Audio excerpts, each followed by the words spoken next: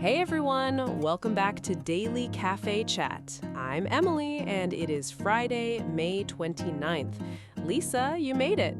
Hey Emily, hey everyone, I made it. The week is almost done and I can feel my shoulders dropping already. Same. I was walking to the cafe this morning and the air felt different, less rushed. People were actually looking up from their phones. Oh, that is such a specific observation. Cafes always tell you what kind of day it really is. Right?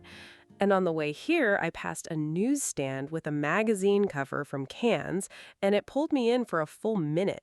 Oh, the film festival just wrapped. I forget how cinematic those closing photos always look. Exactly. And one name from that cover is actually leading our menu today. Oh, nice setup. So you walked us straight into story one. But first, if you're new here, welcome. Every day, we take real-world news and turn it into a chat over coffee. Hit subscribe and the like button if you want more of this. It really helps the channel keep going. So here's the menu today. 3 stories. First, a director won the top prize at Cannes for the second time, 19 years after his first. Oh, wow, 19 years. That's a long way back. Second, a stadium-sized game of foosball in Toronto set a Guinness record with 254 people in the rain. A what-sized foosball game? Okay, I have questions already. And third, a new study says bananas might be quietly ruining your morning smoothie. Hold on, that one personally affects me. And the key word that ties them all today is B-L-O-C-K, block. Block? Now I really want to see how that runs through all 3. We'll come back to it. Let's start with Cannes. Take us there. So this week, Cannes wrapped up, and the top prize, the Palme d'Or, went to a director from Romania named Cristian Mungiu. Wait, the Palme d'Or, remind me, that is basically the biggest prize in the festival world, right? Pretty much. It's the top prize at Cannes, and Cannes is the most prestigious film festival on the planet. Winning one is career-defining. Okay, that grounds me. Now give me the headline emotion. Why does this one really stand out? Because this is his second one. He won it once before, 19 years ago, and now he's done it again with a brand new film called Fjord. 19 years between wins? Oh wow, that gave me chills. Right? And only 10 directors in the history of the festival have ever won it twice. Only 10 across decades. So the second win basically puts you in the all-time conversation? It does. And no one in history has ever won it 3 times. The third slot is still blocked, an empty space. That's such a specific kind of glass ceiling. 2 yes, 3 never. Exactly. So Fjord, the new film, has a cast that surprised me. Sebastian Stan stars in it. Wait, Sebastian Stan? The Marvel guy? That's him. He's been quietly moving into international art house films for a couple of years, and he was actually born back home in Romania. Oh, I had no idea about that. So he's basically going home through this film? Pretty much. And his co-star is an actress who got huge praise a few years ago for another art house hit. So this is a serious art house cast, not a popcorn cast. The story follows a family that moves from their home country to a small village in Norway, and then the local child protection authorities get involved with their kids. Oh, that's intense. Different country, different language, different rules for how you raise a family? Right. The press is calling it a culture war drama. Culture, law, religion, all colliding around one family. Culture war drama. I would probably need a minute outside the theater after that one. Most people came out of the screenings pretty quiet from what I read. And the second win kind of blocks any doubt about whether his first one was a fluke. That's the perfect way to put it. The doubt is officially blocked. Strong opening story. Take me to story 2. Okay, switching gears completely. Last Saturday in Toronto, a group of people set a Guinness World Record for the largest human foosball game ever played. Wait, foosball? Honestly, I am not even sure what regular foosball is. Oh, fair. So, foosball is the tabletop soccer game you see in bars and arcades. Little plastic players are stuck on horizontal rods, and you spin the handles to make them kick the ball. Oh, I think I've seen those in pubs. The one where everyone yells when someone spins the rod too hard? That's exactly it. Now, scale that up to actual humans on a real field on a rainy Saturday at a college campus in Toronto. 254 players lined up on long metal bars. 254 on a wet Saturday? That's a lot of people who showed up to grip a metal bar in the cold. Right? The field was 150 feet by 68 feet, roughly the size of a small soccer field. So basically a real soccer pitch, but every player has to stay attached to a horizontal pole? That's the rule. You hold the bar with your hands, you move when the bar moves, you cannot let go. So your whole body becomes the foosball figure. Honestly, that's a pretty fun mental image. And the minimum count Guinness requires for this category is 251 players. Hold on. So they hit 254. They cleared it by what, 3? 3 people. That's the entire margin of error. 3 people? Oh, wow. If 3 of them had stayed home for the rain, the record would have been blocked completely. Exactly. The weather could have blocked the whole thing, but they got it done with the smallest possible margin. So the cutoff was the real opponent before the other team even mattered. That's a great way to look at it.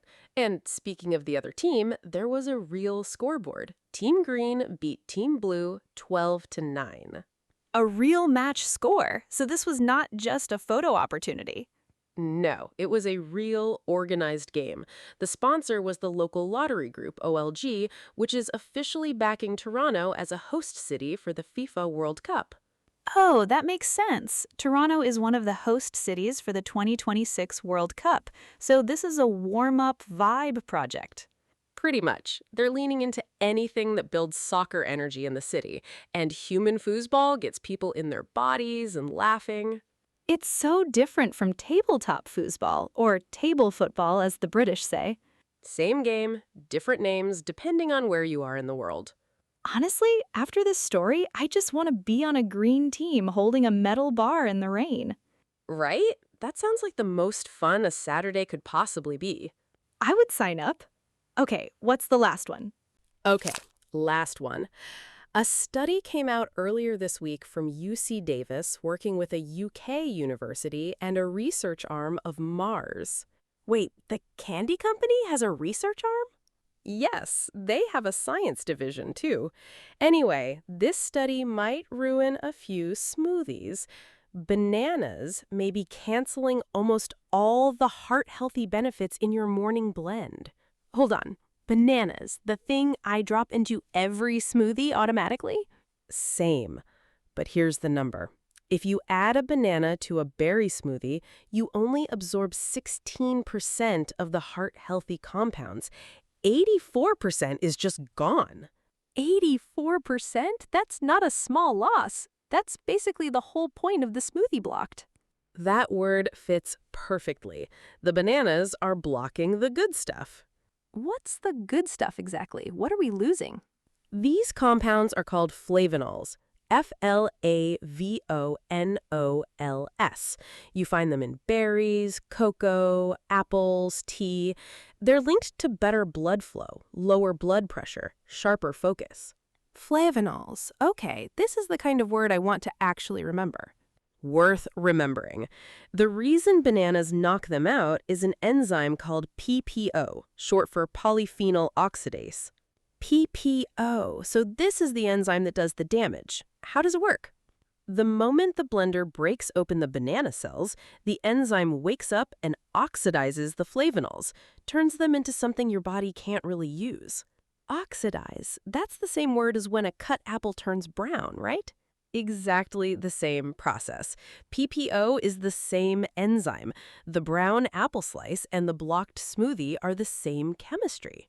Oh, I love that connection. So the moment the blade hits the banana, the blocker turns on. Right. And it happens fast. We're talking seconds. So what do? Are bananas just out? Bananas are not the enemy. The fix is simple. Swap them for mango, pineapple, or orange when you really want the flavonol hit, or build the smoothie around yogurt. So basically, save bananas for the morning when you just want creaminess and potassium. Don't mix them with the berries.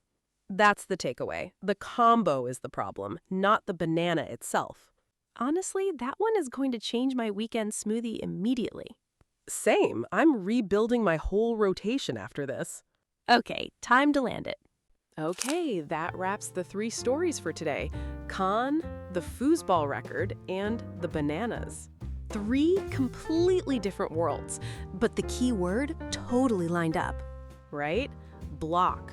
B-L-O-C-K, the word that showed up everywhere today. Yeah, every story had something getting blocked or something doing the blocking. Mungiu's second Palme d'Or basically blocks any doubt about his first one, and the third palm is still blocked for everyone in history.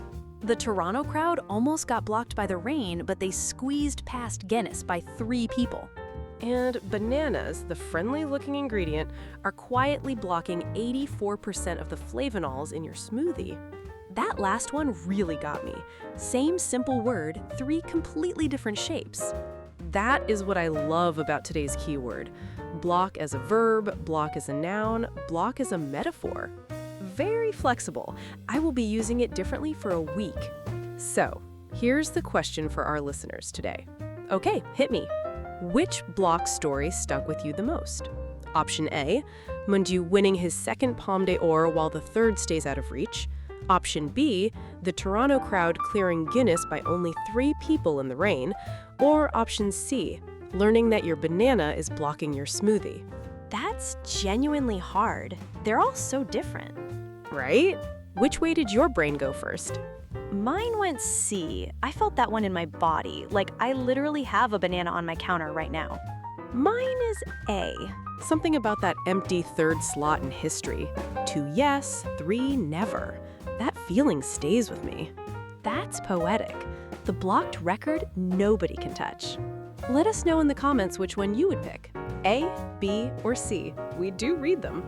And if you enjoyed today's chat, hit like and subscribe if you haven't yet. It really helps the channel keep going. We'll be back tomorrow with 3 fresh stories. Hope your day is light from here. Catch you tomorrow, everyone. Bye for now. Bye. Bye.